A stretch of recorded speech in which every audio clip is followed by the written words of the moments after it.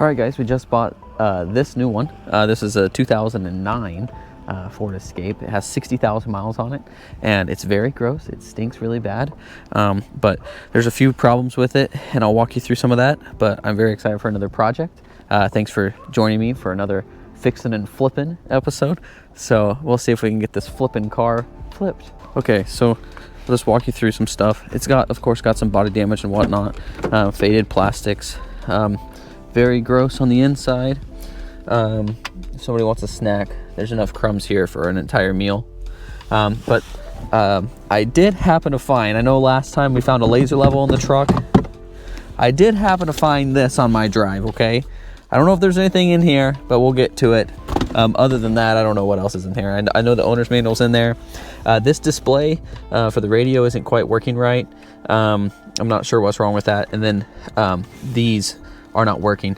I have fixed these before. They're just like intermittent. They come on and come off, work when they want to and not. So I've had a 2008 with 40,000 miles just 5 or 6 months ago that I flipped and made some good money on. That's why I picked this one up. But I had to take all this apart and then take this out, and I just sprayed it with contact cleaner and cleaned up the switch inside of here. And then it ended up working. This here I think is a power issue because it flickered on and off and then it just stopped altogether. So either that whole display has died, the crystals or whatever is in there have died, or it's just a power issue. I'm hoping this power issue, we'll get to that. Let's see here. That gasket's broken. I won't be fixing that. It's very gross. The seats will need to be either extracted or blended like we did in the pickup truck. The headliner has stains, and I'll show you guys a trick for that. Ooh, does that open? Ooh, I think it's just the ice. Ooh, that's cold.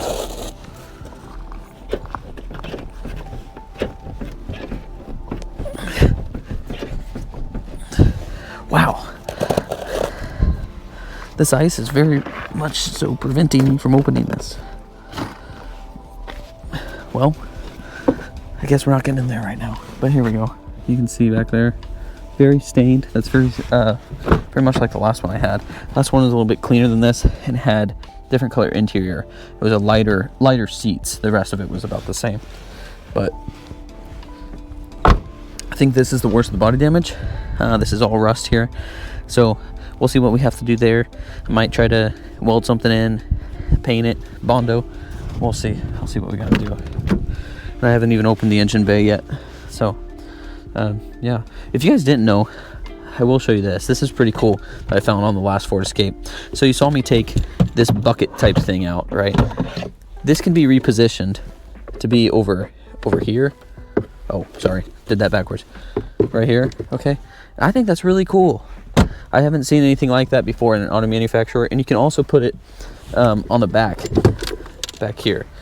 So if you have kids or whatever, like, that's awesome. I mean, you got more storage back there, and it doesn't really affect anything in here. You know, you just have storage underneath of there. So I don't know, I think that's cool. But we'll get this thing pulled in and get started working on it. So yeah, let's get started. All right, it's the next day. If you hear any noise, I got my shop heater on, so you might hear some wind noise and whatnot, like humming in the background. Sorry about that, but I hope you guys understand it's very cold right now, so I'm trying to warm up the shop. My plan for today is to clean out all the junk on the inside, do an initial inspection of the engine, and make sure it's got fluids and whatnot. It sounded perfectly fine. It drove perfectly fine, so I'm not really too worried about that. I did drive it home about 25 miles, something like that, 20 miles, something like that. But let's go ahead and get this junk out, and we'll take a look at this Garmin GPS right now. Let's see whether or not there's anything in here. I don't know, it feels pretty light. And it's empty, but nonetheless, we'll get all this junk cleaned out. I don't think this will have nearly as much junk as the truck did. So, which some of that was good junk. But if you haven't seen that video, I'll put a card up in the top right-hand corner. You guys can go check that out right now or later. But either way, let's get this thing cleaned up and get some of the aftermarket stuff out of this car. Like there's this old CB walkie-talkie type of deal, and this thing, I think this is probably a GPS that originally plugged into something. Oh, that goes to that side. I thought that would go over here. Anyhow, we'll get this thing cleaned out. Let's get started. How many napkins do you guys keep in your car? Because I don't keep that many.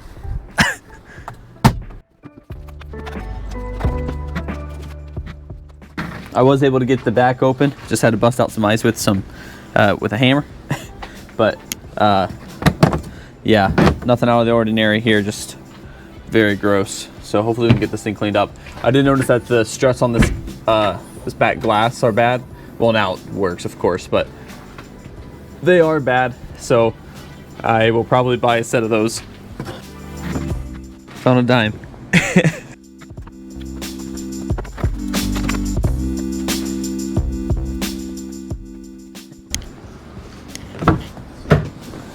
I found this plastic piece here. This one's missing it, so we'll just put that back on. Easy as that. I don't understand why they just didn't put it on there in the first place. Whatever. We're just gonna cut this. This is a USB. This is gonna run off of, it's either gonna get stepped down to the traditional 5 volts, or it's gonna be pushing 12 volts from the car. I don't know where it goes to. I don't really care to find out. I pulled off the panel on the side. The fuse panel's not there. It could be underneath the dash, like, you know, by the steering column, which happens a lot. But truthfully, I don't care. There is a way to cut these, so then, you know, you're not popping fuses or whatever. On this, you know, on most mini USBs like this, there's going to be like 5 wires. 3 of them are data, 2 of them are power, sometimes 1 of them is ground, or something like that. Okay, point is, identify the wires that are positive and negative, and then just make sure that they're not going to touch and cause like arcing or popping a fuse. So, and then you can, I have some liquid electrical tape we'll put on it, and then we just shove it down into the panel. What I'm doing is cutting one of the wires, cutting the black wire much shorter, so then there's no chance of it arcing with the red one. This is just liquid electrical tape. This one happens to be from Gardner and Bender, but ooh, it was almost hard to get off. But it's literally like goop. All you do is spread it on there. It doesn't take very long for it to dry, but you want to wait for it to dry. So it'll probably be tomorrow before I shove that thing back in there. But that's totally covered. Shouldn't have any issues. We'll push it back down in between the panels. All right, that takes care of all of the interior modifications and all the like garbage and stuff that was in here. So now what we're gonna do is we're gonna take a look at the engine bay for the first time. Super clean oil. Like, looks new, which is sometimes concerning. I'd rather have dirty oil and have to change the oil. Dirty oil and know the condition of the engine, because you could tell by the oil, rather than have clean oil. A lot of people, when they're selling cars, they'll do a fresh oil change. And it's just, I don't know, to me it's kind of like a red flag, because if there's metal in the oil, do a fresh oil change. If it doesn't sound any worse than it should, you know, when it's new, the buyer, especially if they're not, you know, mechanically savvy, they're not going to know. They're not going to know to check anything. So it's kind of concerning. It's actually overfilled. There's no coolant in it, which is good. Transmission fluid is old. It's probably what came in it, honestly, because it's only got 60,000 miles on it. So about right now is when you'd want to do that first maintenance, first fluid change. And of course, the fluid level is high right now, but it's not running, but it does smell old. Coolant level's fine. Brake fluid's fine. Got some wires coming out of this fuse box that is loose as well. This is going to be the aftermarket stuff. This very easily could be what we just clipped, but you never know. They have a, I'll pull you in closer here. They have a jumper, like a bus type deal here. So typically you'd have a secondary, another fuse in here. So whatever the normal one would be, which might be this 3. Actually, no, this one's translucent, so I don't know what's going on here, but you typically have the original fuse size in here. Man, these things are difficult to read. How am I looking at this thing? Okay, so that should be a, it just says 24. You want me to go and look that up? I'm not looking that up. Just stick this 3 in there. Look at that one. That's not sketch, is it? Nope. Looks like they got a secondary fuse thing going on here. I got a ground going on over here. Actually, I had 2 at one point. Just did a self-tapping screw into the body ground. It's going straight through the firewall. See how much we can pull out. Pulled all of it out. Nice. I just gotta fix this rubber thing. Just had to get that thing flat. I don't see any extra wires or anything coming out of here now. So the next time we're underneath here will be to clean and do some touch-up paint, like on that cross member back there. You can see it has some rust on it. Belt's fine. Doesn't appear to be any wiggle. Any of the pulleys, the alternator, water pump, really no leaks. There's this PCV valve or whatever this thing is. This definitely has some leakage, but yeah, I mean, everything looks good. Dirty, doesn't look like it's ever been clean in, you know, 60,000 miles, but yeah, right on. That wire we cut earlier is for this GPS unit under the car. There we go. There we go. Got this mess of wire out. That's nice. I don't have to worry about pushing that wire back down in there. The one that we put liquid electrical tape on. This sticker came off so easily. This sticker's coming off in pieces. Okay, that's annoying. Oh my goodness. Okay, finally. Something like that took forever. I'm just gonna spray some belt conditioner on this belt.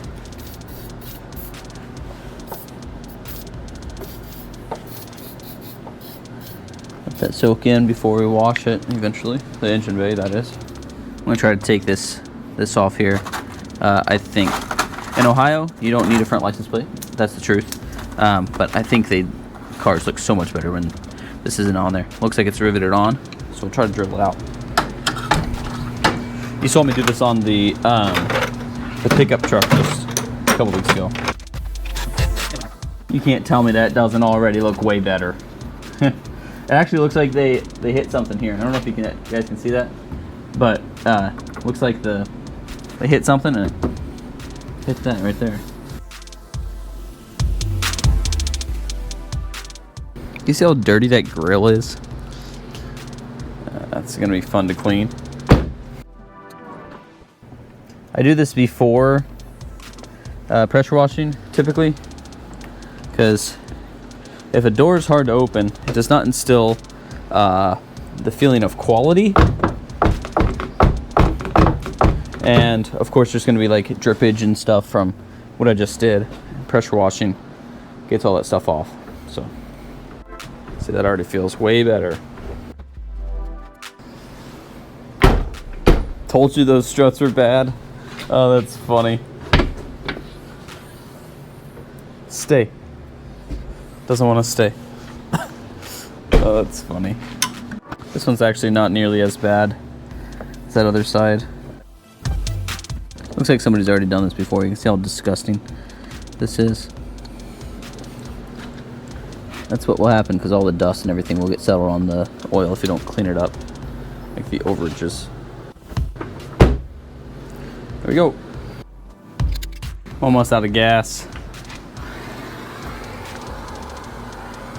This is real time, okay? This change is dramatic. Okay, ready?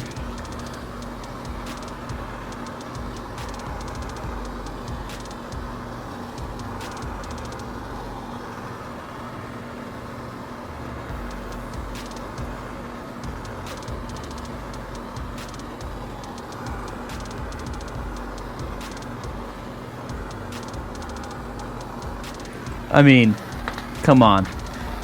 And people always say this doesn't last very long. I will tell you, it lasts long enough for me. I do it on my own personal vehicles. But there are, of course, other products out there to refinish plastics, right? That's not what we're doing here. We're drawing some of the pigments out from deeper in the plastics in order to come to the front, right? There's already no UV resistance. And that's evident by how faded it is. It's already gone, right? So you could go in with a UV coating over top of this after you bring the pigment to the front. That would help.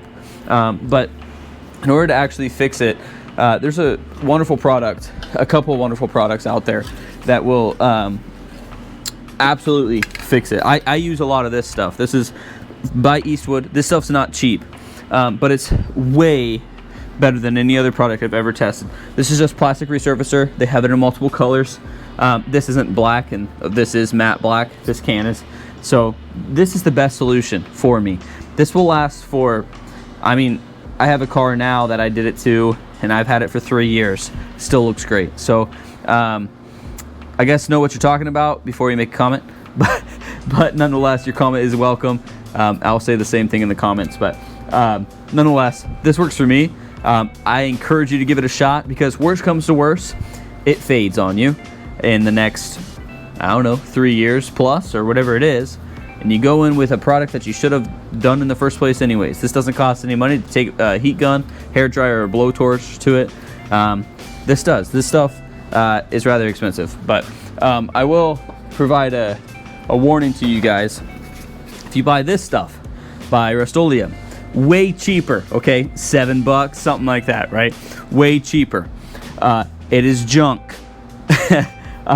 At least in my experience. It says renews OEM black finishes. It's very glossy. This is matte, and of course this is advertised as matte. Most of this stuff out there is matte, right? On cars and whatnot. If you're doing glossy, like reworking stuff in glossy, know that it's gonna have some really strange effects. It might have some streaking, might have some bubbling. It's really weird, and especially with this stuff is awful. So I only use this on stuff I don't care about, and never on cars that I'm going to be selling. Typically on, like, if I'm gonna spray paint a fire pit, that's only gonna last for 3 weeks anyways. It'll be painted with this stuff. I will never buy this stuff again.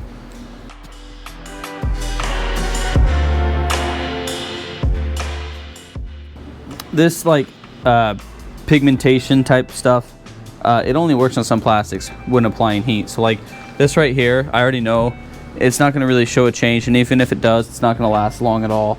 So yeah, see. But something else, this will do like rubbers. It'll bring pigmentations up to the rubbers. This doesn't last hardly at all. There's an incredible product, another incredible product by Cerakote. They don't recommend putting it on plastics. I'm sorry, on rubbers, but it is meant for redoing plastics. That's another way that you can redo it without painting, without an additional additional layer. This provides another layer to actually help rejuvenate it and then again seal it. That has a very similar effect to the Rust-Oleum product. Your applications, it's very difficult to get a perfect application. I've used it numerous times on my own personal cars as well, more like the stuff I take to car shows and whatnot, like that type of vehicle. But nonetheless, it's out there, and it does a better job at this stuff, and will last much longer than a blowtorch will, or any other heat application.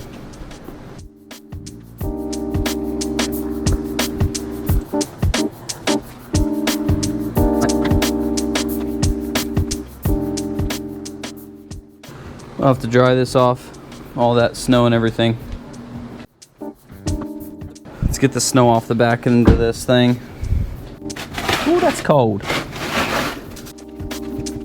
Like I said in the beginning, this display wasn't working. It was like intermittent. So I'm thinking it's probably power related. We're gonna see if we can fix it. If not, whatever. But we are definitely gonna try to take these off and take a look. Either way, I have to go to the junkyard in order to get some parts like those rear struts, and hopefully find a set of floor mats for half the price for this car. Thankfully, this is a very popular car. And they are mass and numbers in the junkyard. So let's get started. I'm kind of doing this by memory.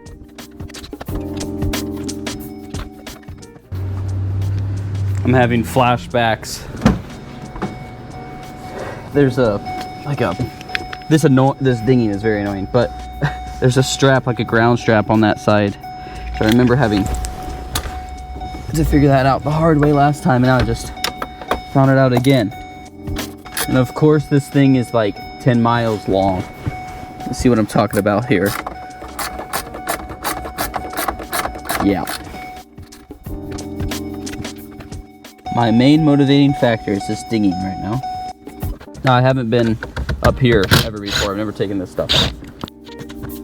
This obviously is the radio like interface, like not necessarily the head unit, but nonetheless, it shows you what channel and stuff it does on. But it also hooks up to the car's like computer system, because it'll say like Ford Escape when you start the car and stuff like that. So fixing the knobs on the radio should not solve this problem, but we'll get the radio sorted, or try to, and then plug it back in and see if it changes anything up there. It shouldn't, but maybe we'll get lucky. All right, let's move everything to the operating table. Get you guys set up someplace that you can see. It's just a whole bunch of Phillips head screws. Get a new project bin going. I don't remember how this all went. Man, for not remembering, it's going pretty well. Now I just got to get this thing out. I don't remember how I did that. I don't even know if I took it out all the way. Take these screws out. Oh, I was gonna say take the screws out before I lost one, but it'll be fine.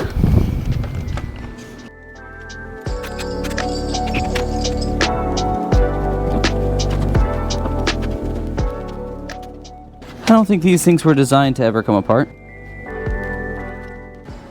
Which is... So this is the part that we're trying to fix. It's this twisty bit. Now, what we do is take some contact cleaner. This is basically isopropyl alcohol in an aerosol can. That's basically what it is. But all I'm doing is spraying inside of there. Moving around, trying to clean up those contacts, because inside of this metal ring here, there's a whole bunch of contacts. You can hear the difference, like it gets much louder, much more distinct of a click, click, click, click, you know. That's pretty cool. Okay, now we just install it all. Reinstall it.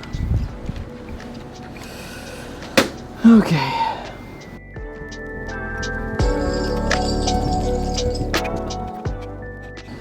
Okay,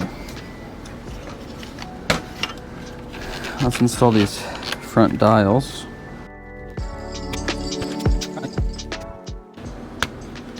There we go. So I didn't have the buttons laid on right. It was just really hard to push. They like cam into that piece that we just fixed. So get that lined up first. So now that I know this, I could have very easily just pulled these things off and not have to take the whole radio out, but hey, whatever. Now hopefully all I do is remember for next time. We'll see. All right, I'm pretty confident that's gonna work.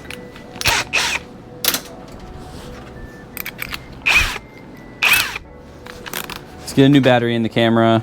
Oh, actually, still gotta put the radio on.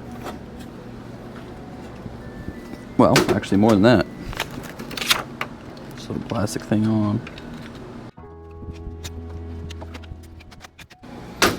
Okay. Now, let's get a new camera in this camera. Wait, get a new battery in the camera. There we go. And get this thing installed.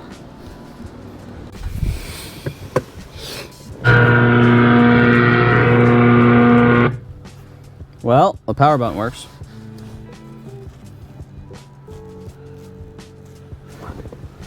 Let's see. Plug this guy back in.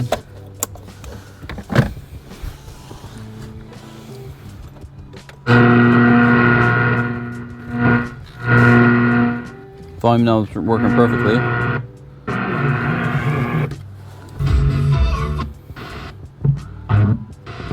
Except the subway by Pacific.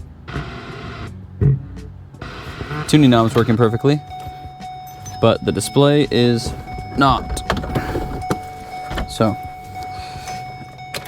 we'll take a look at that in a minute. Let's go ahead and see if we can see anything wrong with this. We'll just open it up and take a look. Hopefully it's not a wiring issue. Hopefully it's just this piece. Because if it's a wiring issue, I don't want to deal with it.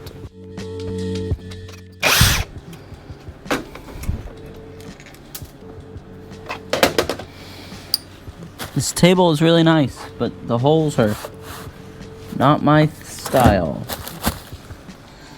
Loose screws through there.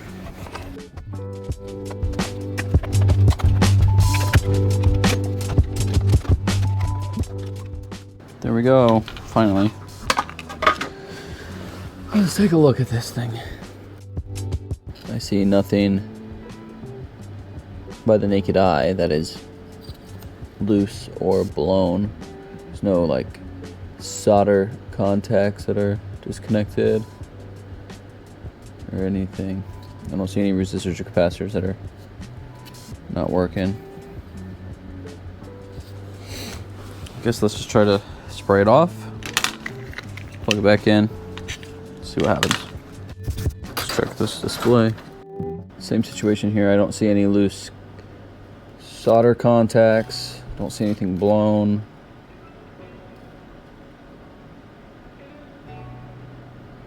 Don't see anything. Hopefully it's dry enough. If not, it'll break. But, I mean, what's the difference? It's already broken. Oh, did you see that?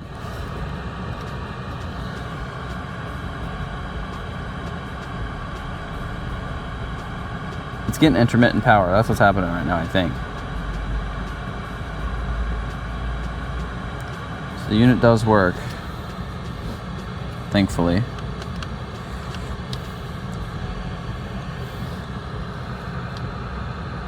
Huh. Okay. Maybe just had to dry out there for a sec, because this is a little bit wet still.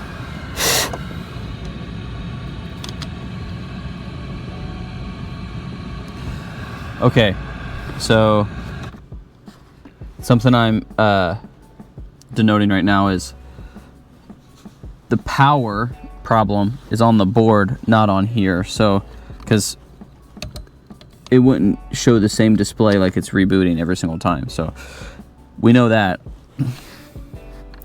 Could have just been dirty contacts, but right now I'm moving the wire in the back, seeing if that's going to cause a problem. The plug, I don't think the plug's a problem. I think we might just fix this just by cleaning it.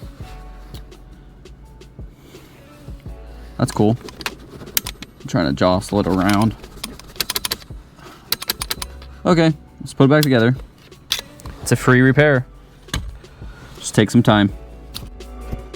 The truth is, if you barely know what you're doing, and this is a great example of that, just put in the time and fix it. But sadly, I think the art of fixing pieces of things, not just replacing the entire unit or replacing the radio or being resourceful, all of those things I think are going away. You used to have people that would go to like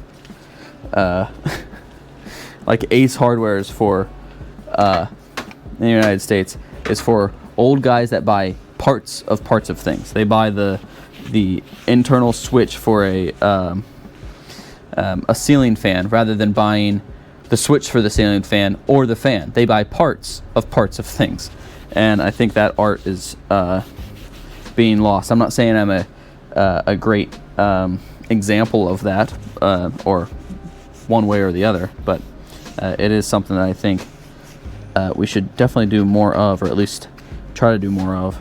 Save quite a bit of money if you just put in the time, and then next time, if I buy another one of these and this is happening, I will very easily be doing this again, and hopefully fixing it. So let's put this thing back together.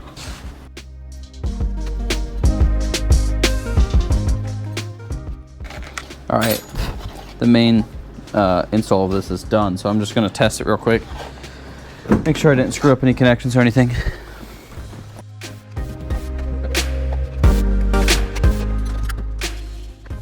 All right, just jumped up there. Got some Meguiar's 210 Ultra Pro finishing polish. I'm just going to try to get some of these scratches out. If it gets any better, great. If not, didn't hurt anything, hopefully. There's some heavy scratches down here that I'm not even going to be able to do anything about. That's better. Not perfect, but better. Now let's get this thing installed. Just going to wipe out these vents so it's easy for me to detail later. Let's see if it works. Oh yeah, baby. Display's working up here. Let's see if we can get the power button. Nice. Volume is working great. Up and down responsive. And again, the tune is working perfect. Let's try to go to the, not get copyright strike. Let's go to the menu. See if we can, oh, yep. Okay, so that tune button works too. Right on. So I think with that, other than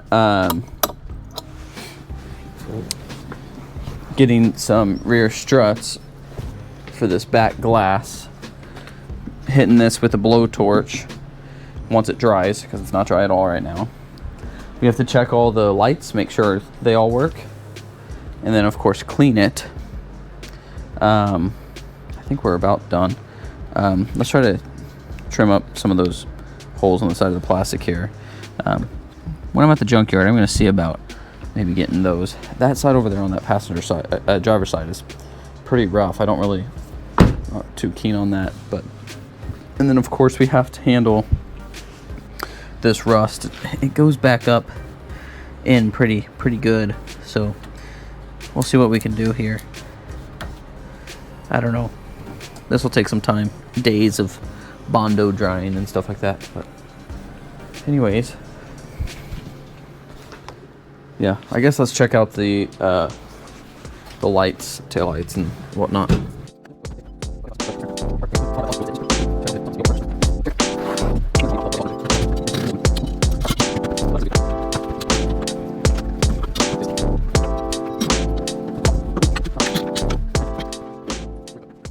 I've seen these before, but it is sealed. So I think I'm just gonna leave it. Yeah, we'll keep this piece off. Maybe we'll come back and we'll paint that. Maybe that's what we'll do. I think what I want to do now is go ahead and vacuum, do that first initial vacuum like we did in the pickup truck we just went through. But I guess let's first go through the back side of this thing.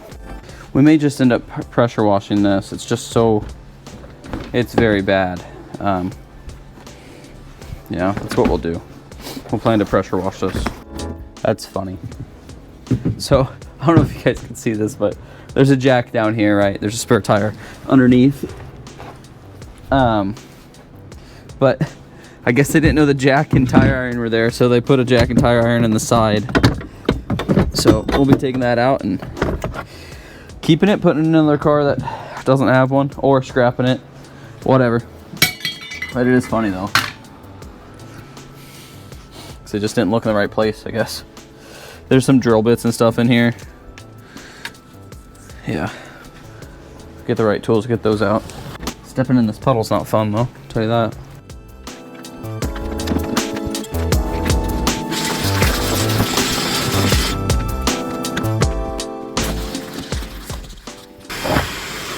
Anybody need a rock? What in the world?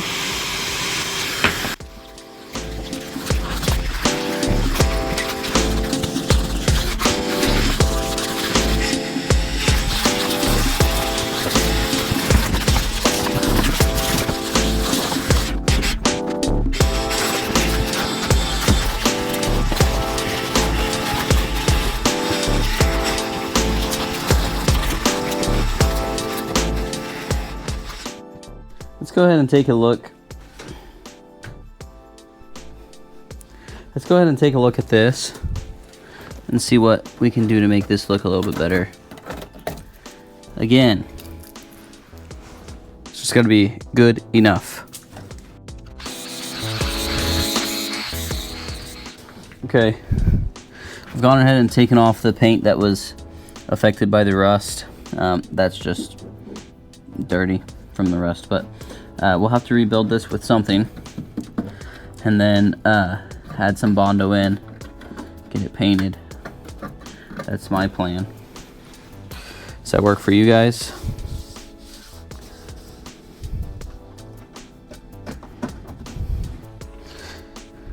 I'll explore the internet. Maybe there's a fender flare that can cover this up as well, and then that way I could just put some rust prevention stuff on there, get rid of all the stuff that's weak, then maybe put on a fender flare or something.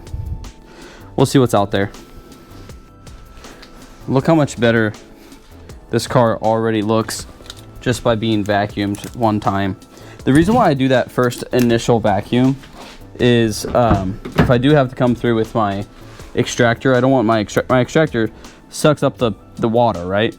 But I don't want it to take up all this stuff. And of course, I'll come in here with like a tornado or air compressor attachment to loosen up some stuff, especially on the driver's side. We'll go take a look at that. But you know, before I would even go in and do some extraction, I'll use that tornado, vacuum again, and then go through with it.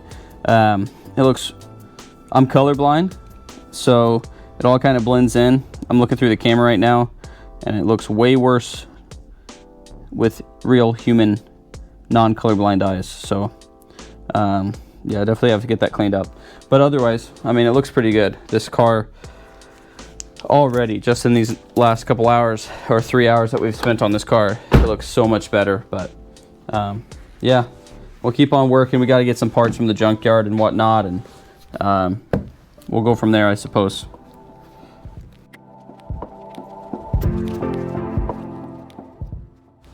I just went ahead and blowtorched this, and it is much better. So that's what we're looking for, better.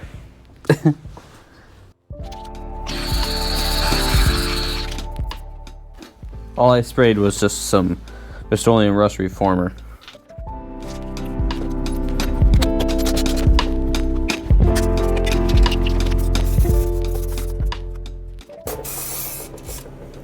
I think my cans might be frozen or something.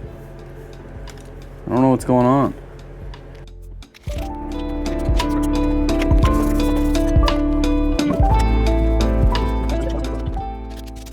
once I get these cans warmed up, I'm gonna take them inside and get them warmed up. I'm gonna try it again, and I'll try to do some more touch-up stuff, but for now we'll still go around and paint the calipers, because I think this looks pretty good. A subtle change, but I think it's worth the time.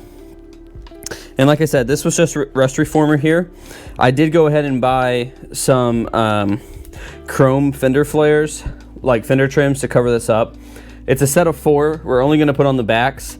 I did this on my wife's car. She drives a 2007 Ford Escape, and it turned out great. All I did was paint it, like color match it. So that's what we'll do, because the chrome kind of stands out when there's no chrome on the entire car, like anywhere. So but we'll get to that.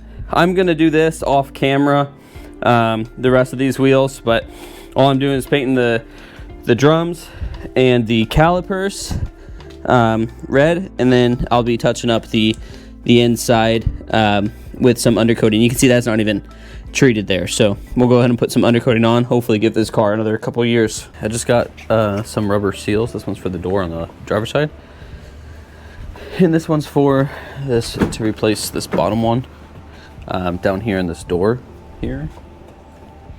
So we'll get these things replaced. I went to the junkyard. I actually went to the junkyard, and I tried to buy some floor mats, but they didn't have any stock floor mats, and I didn't feel like spending the money on non-stock floor mats when I have some like up in storage. Like it's over there. But and then I bought some, or I was going to. I went to the register and to check out with the gas struts for the rear trunk, especially the glass. And they're like $10.43 a piece, which, like, I could buy a brand new set for for $20, you know. So yeah, I kind of just left that alone, didn't buy those. But we'll get these new gaskets on and go from there.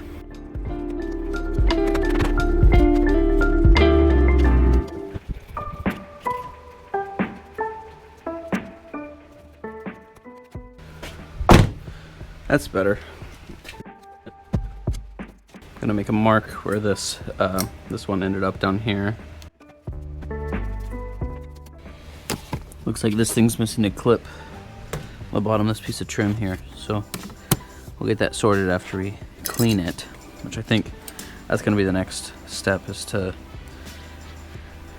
use the tornado, blow this thing out, and go from there. No better place to start than the dirtiest part of the car.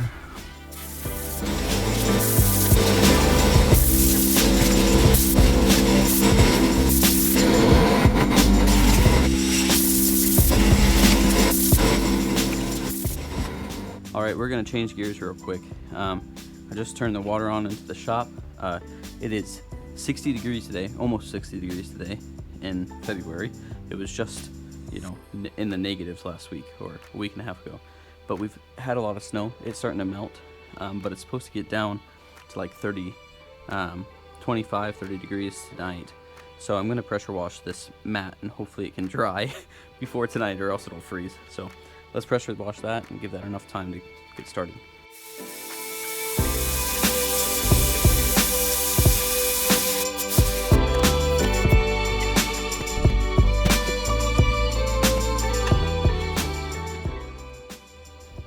I found some floor mats from some other cars. They're not perfect, but these two black ones came from this car. They're like really old. This one's from a Lexus, but the driver's side end should work. And this one here is carpet. I don't know what this came from.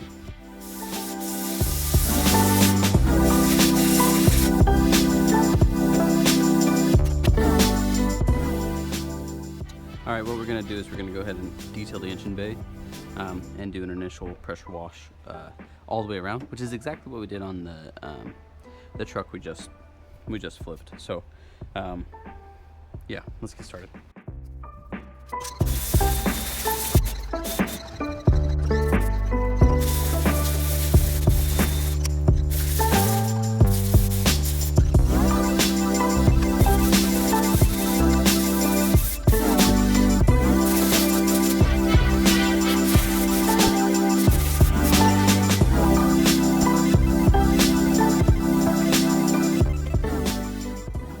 that's it for today. We got some new seals installed.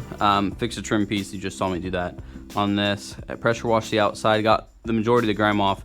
It still needs another wash with some. It'll be like a wash and wax combo type deal. The inside needs detailed. We need touch-up paint still, along with some fender flares to cover up the rust. That'll be, painted, and I'll show you guys that process as well. But for now, I think we're done. We'll let those floor mats dry and get those things installed hopefully tomorrow. Hopefully they don't freeze, but I guess we'll find out. I just bought all 4 of these last night. They came in today. Amazon Prime is a wonderful thing. Like I said before, they want to charge me like 46 bucks for all 4 at the junkyard that were used. That might be good or might be bad. Who knows? These are, of course, brand new. I spent $24 on all 4 of these. So I don't blame myself for passing on the junkyard ones. So we'll get these things swapped out. You can see this one's already not going all the way up, but swapped out. It just takes a flathead screwdriver, a steady hand so then it doesn't hit your head. And you just pop these things out, put some new ones in, and Bob's your uncle, you're good to go. There's 1. There's 2. Time to do the glass. There's 3. And there's 4. Awesome. Nice. Feels a lot more premium when it's not broken. I think what we're gonna get started on now is blending some of these stains. As you can see some of the wild stains that are in here. There's some down there. I'm not too worried about the ones that I sent underneath the floor mats. Again, this just has to be good enough. Again, this is just Purple Power degreaser. I literally like 5 to 8 or something like that. This is a drill brush. That's self-explanatory. A brush on a drill. But that's all we're using here. Just gotta let this stuff soak a little bit and then do some blending. I'm only focused on really the edges. That's not gonna be covered up by the floor mat. This is a Tornador air gun attachment thing. This is a Chinese one. That doesn't work too well, but works good enough for what I'm doing. I just use this to help blend the stuff and help get the stuff out.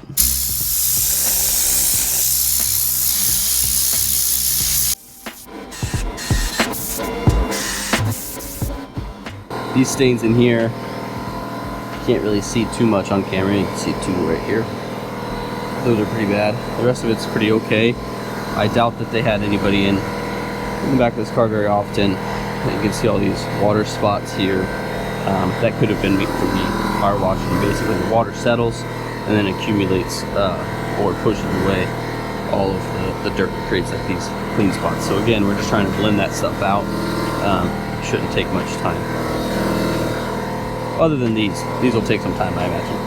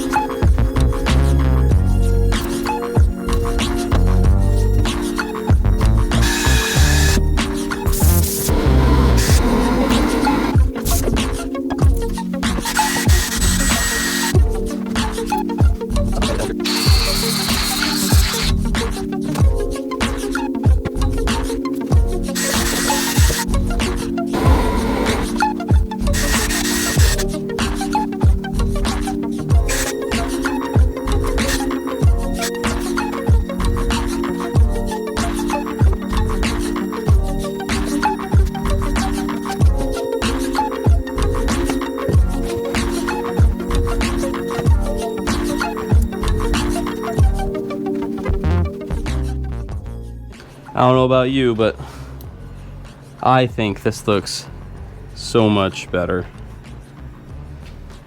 Now all we got to do is clean the windows, clean the outside, add some wheel arches here, and do some touch-up paint up here.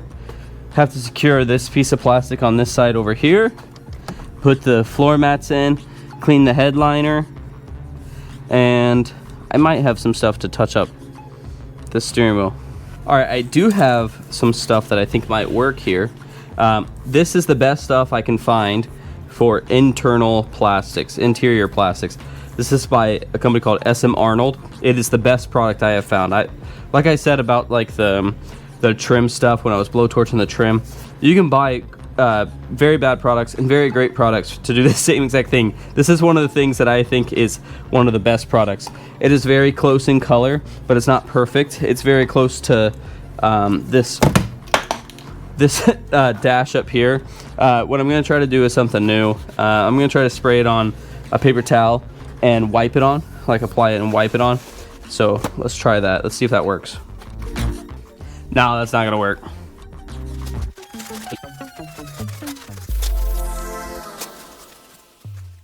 Alright, now to clean up all the overspray. This stuff isn't cheap either, by the way. Just like that trim stuff. So, get the overspray cleaned up. This stuff does dry incredibly fast, by the way, if you were wondering. We'll have to go in and put some more Armor All on stuff, but that's okay. I'm trying to leave some of the overspray on the actual steering wheel. Try to help blend it a bit because it's not exactly the same color, but I don't want the big blobs. So that's what I'm working on right now. Can't get it to blend very well, so I'm just gonna try to paint the whole thing, maybe except for the airbag. There we go. I'll let that dry for a minute and try to wipe it off again.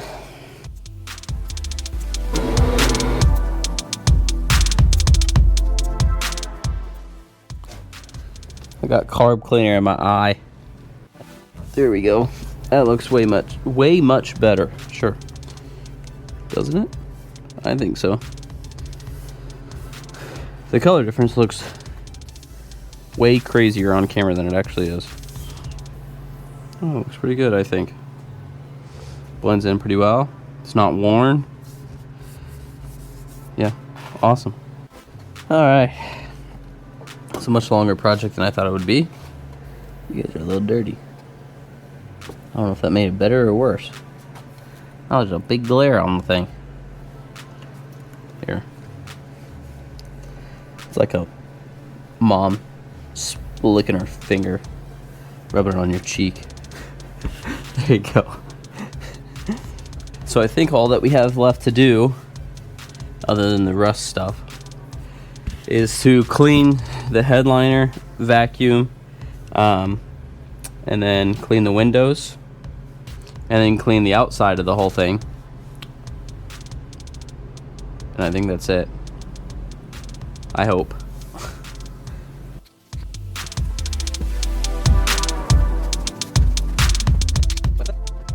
I just test fit this floor mat. I don't like that it's white and says Lexus on it, so I'm gonna try to paint it. Paint it black. We'll see. We'll give it a shot. Not much to lose here. See how that ends up looking. Just keep on putting coats on it.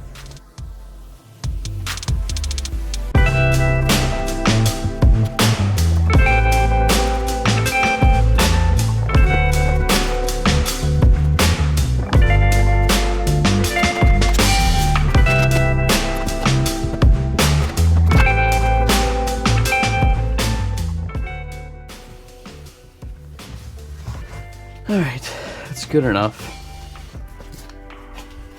Let's see, it's black now. Looks better. It'll blend in better. All right, I think we're almost done on the interior. Just got to clean the headliner, which we'll do here in a second. And we also have to put the floor mats in. Well, vacuum it, then put the floor mats in. We'll clean the headliner here and then vacuum. I'll tell you why in a second. I'll be right back. Gotta go grab something. All right, here's the secret ingredient for headliners. You can, of course, go in with a drill brush. The yellow one I was using, that's a very coarse brush. They make some that are softer. I have a softer one. But you got to be careful because typically the headliner is attached to, like, the actual fabric you see is attached to a foam backing, and then that's glued to a hardboard type of deal. None of it's very strong, especially when you're dealing with older cars. Whether it be that the fabric's coming off, just like you can see there, or the actual backing in old cars, classic cars, it's not the same at all. And it'll just tear it right up, a drill brush. This will do 90% of it, believe it or not. It doesn't have to be this brand. This is the brand that my wife and I use, but it's just a dryer sheet. And I know it sounds crazy, but it works, and I've been doing it for years. So if you look up here, we got a stain. We'll see how it works. It's not going to get it all off, okay? Set your expectations low and expect, be pleasantly surprised. So here we go.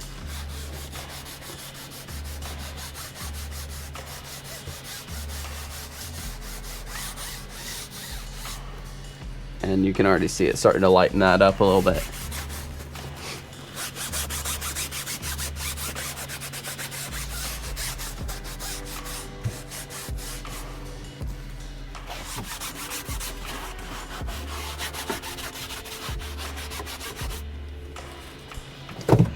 And you want to do this before you vacuum, just because, especially depending upon the brand, this stuff will like shed little things. You can actually might be able to see it, but it just sheds little things that you have to vacuum up later. See, that went totally away. Let me see if I can get a better angle, because it almost made me look like a liar on this back part. Give me a second here. All right. I don't know if you can see. Yeah, you can see this dark spot right here. Okay. Dryer sheet. Yeah. Gets much better. Again, there's a black spot. Go in a couple directions, and it gets much better.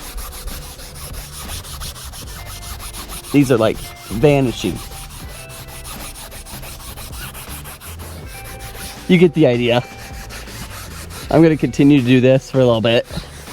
Get the headliner looking better.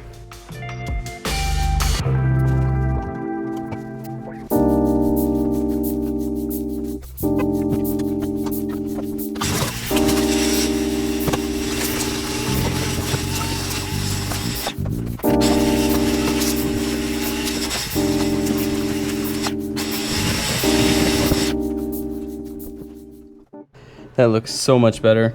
And if you look at the stains that were once here, blended, nice. I mean, the headliner even was filthy. Looks much better. Not perfect, nothing's perfect, but it looks much better.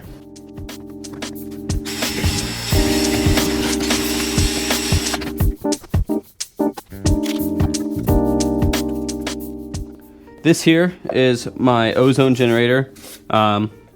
It's from China. It's pretty old. I've had to fix it and clean it a couple times. The fan that was in it was an AC 120 fan, and it was awful. I put a computer fan in there, which is obviously a DC power, so I had to put this wall wart on the side here. So, but it works fine. I'm just gonna throw it in here, close the doors, and let her cook. On a truck that's not on the channel, I put a pinstripe on it, and it was just this little sticker pinstripe, which I've done before on another car, a Honda Insight, years back, and it looked pretty good.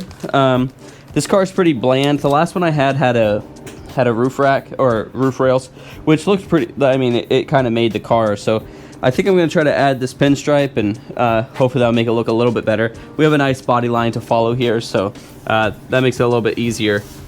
But we'll see what we could do. If it looks bad, we can always pull it off. It's a sticker, so.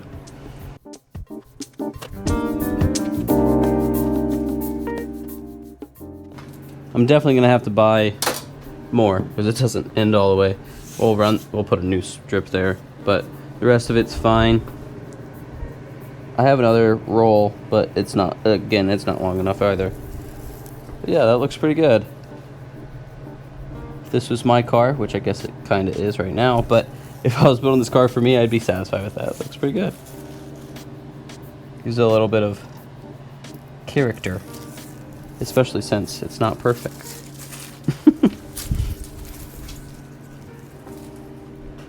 I don't know why character is associated with imperfection. That's kind of strange, isn't it?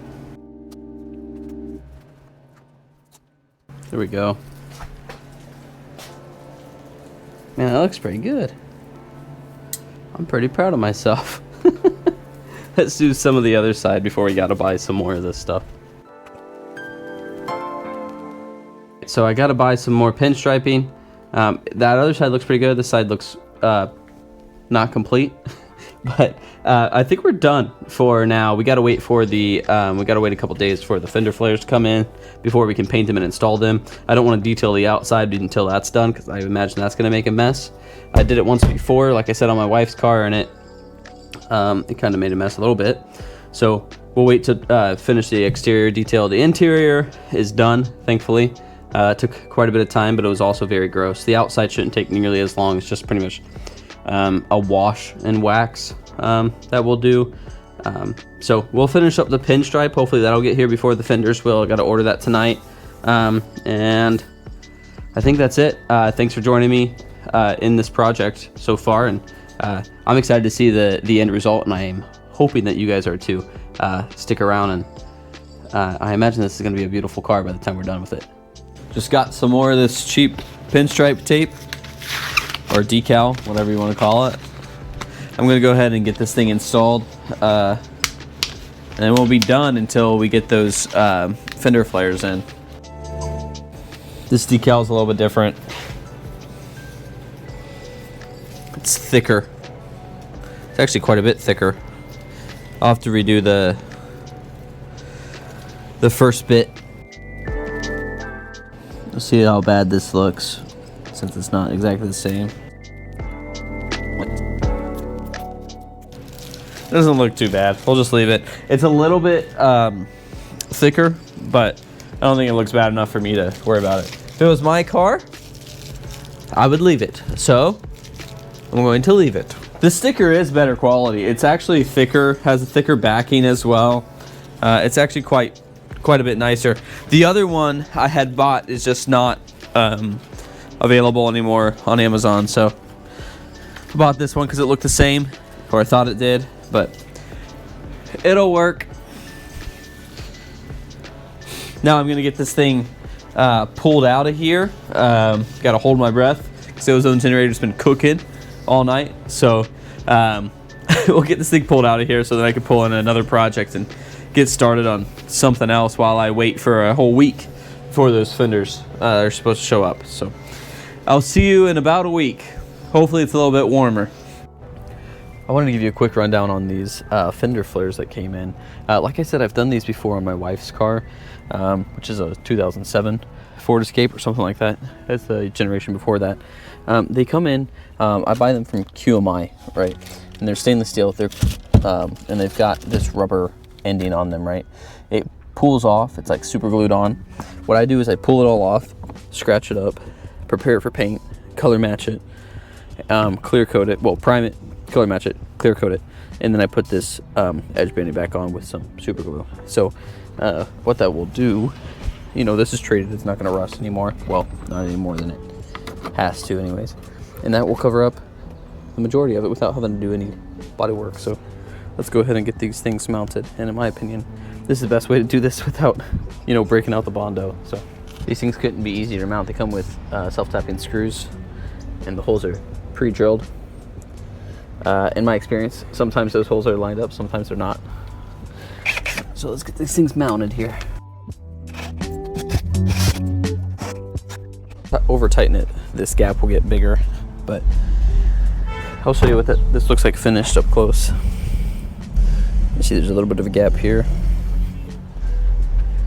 but man, I'm pretty happy with that, right? I mean, it looks pretty good. So we'll do the other side real quick. looks pretty good.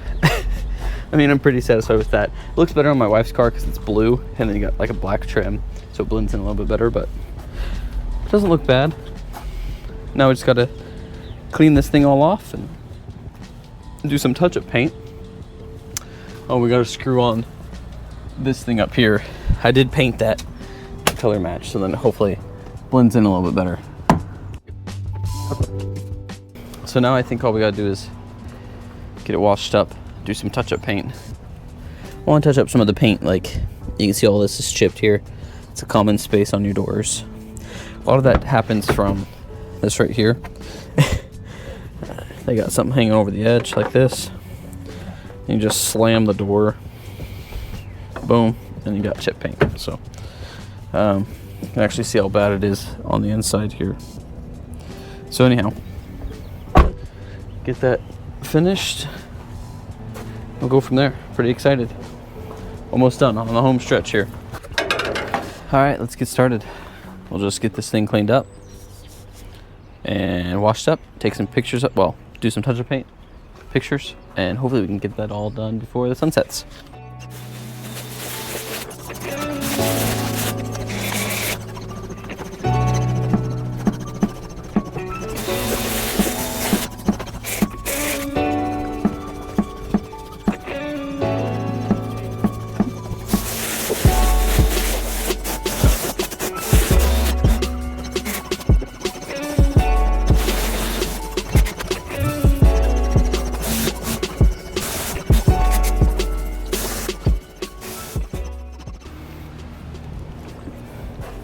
Okay, this product is by Turtle Wax. This is just wax and dry. So the car's supposed to be a little damp. You spray it on, it says 1 or 2 sprays per panel. I don't do that, I just spray it and then I dry it. So I don't spray the windows, of course, but everything else that you'll see that you want like a luster on, I use this. The wash and wax we used was McGuire's Gold, which is a wash, like I said, it's a wash and a wax. Applied through the foam cannon thing. So this just adds a little bit more depth, a little bit more protection. It makes it sleek to the touch, which I like. Like when I clean a car, I want to be able to feel it. Like it needs to feel like my finger doesn't drag on it, you know. So this helps with that. This is a squeegee. It's a water blade. That's the brand name. I think it's made by One Pass, something like that. They make these that are longer. They're like different sizes. If you get one, I would suggest not getting one with a hard plastic handle.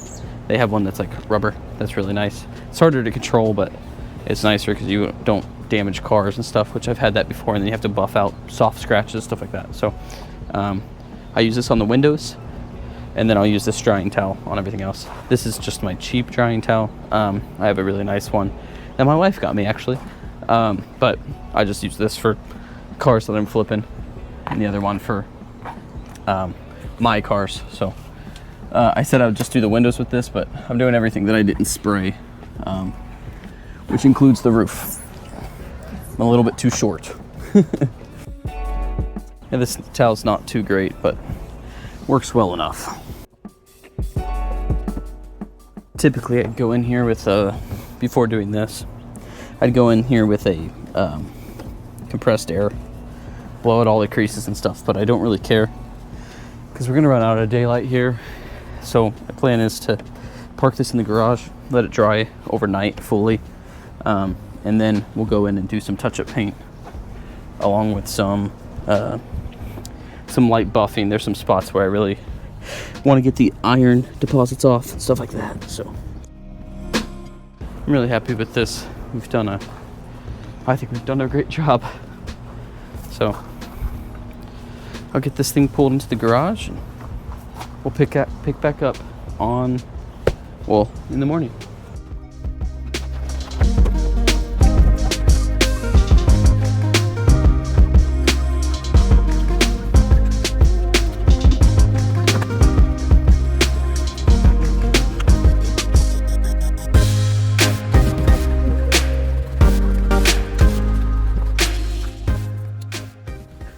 All right, I think we're done. Let's take some pictures of it, get it listed for sale. But first, let me give you guys a walk around.